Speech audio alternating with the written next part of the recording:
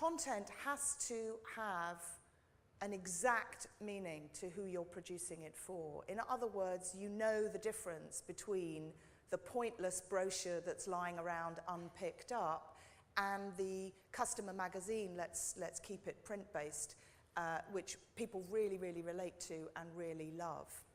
And I regard myself as my company's chief content officer. That is the most important thing I can do, is convey ideas on behalf of our brand partners and on behalf of our club members to each other. And at the heart of what we do is provide a content which I think is worth remembering in this blizzard of media opportunities. And that is that we provide face-to-face contact.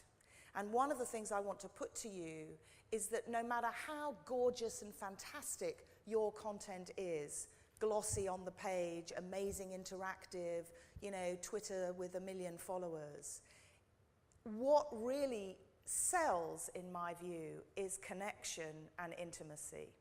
In other words, you have to be literally, as you are, in the room with your customers. And you have to therefore bring your content out and off the page and off the website and off the app into a space where you connect directly.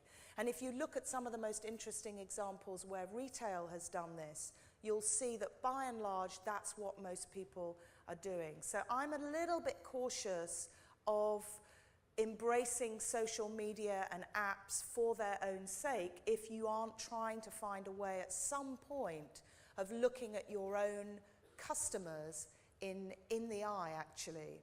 Now, I know that's easier said than done because when you've got gazillions of clients, which is what you all want, but there is a way, and I think content production should be servicing the people that read that content, and that you shouldn't forget that. You want people in the room. This could be webcast. If this were a TED conference, it might well be webcast.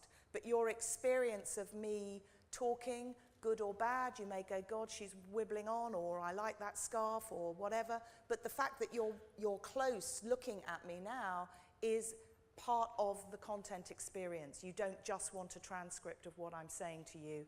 You can pick up the interview in the, I think, rather beautifully produced APA document. So content has to move.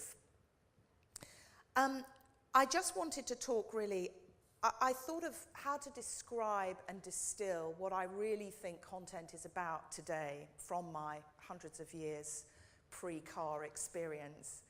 And I've come up with a cheesy acronym because, of course, I began my life in PR, and that's FAME, F-A-M-E. And I thought that I would give you some examples of what F and A and M and E stand for and see whether that resonates. Well, the first F is feeling. It's very, very important that whatever you're doing makes people feel something. It provokes them. It makes them feel recognition, it makes them feel anger, it makes them feel sadness. I briefly had a career in fundraising. It seems like a very long, long time ago, but I was originally the Labour Party's first high-value donor fundraiser. And I went to a fundraising convention in Atlanta where they talked about how to get people to give large sums of money. And the session was called I Give Because It Touches My Heart, which is, of course, the sort of title you would get at an American conference. But feelings are what drive people, of course. So whatever the content you produce has to touch that button in people. It's important to remember that.